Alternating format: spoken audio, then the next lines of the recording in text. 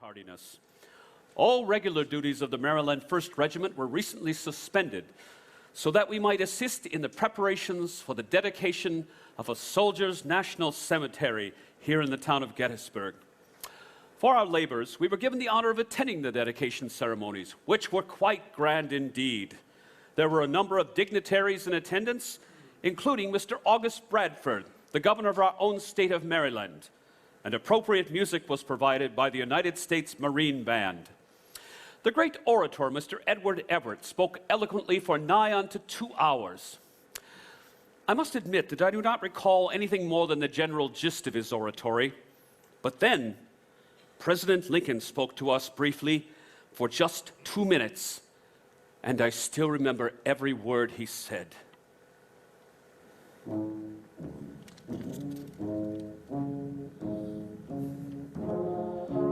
"407 years ago, our fathers brought forth on this continent a new nation, conceived in liberty and dedicated to the proposition that all men are created equal.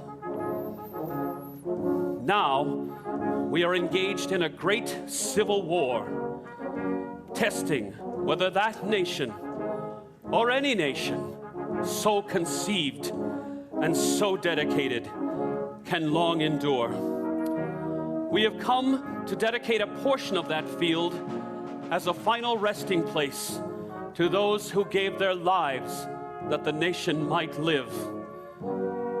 It is altogether fitting and proper that we should do this.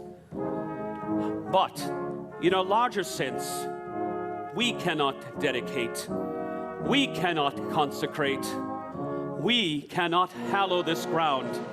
The brave men, living and dead, who've struggled here have consecrated it far beyond our poor power to add or detract. The little world will little note, nor long remember what we say here, but it can never forget what they did here. It is for us, the living, rather, to be dedicated here to the unfinished task which they who fought here have thus far so nobly advanced. It is rather for us to be here dedicated to the great task remaining before us, that from these honored dead we take increased devotion to that cause for which they gave the last full measure of devotion.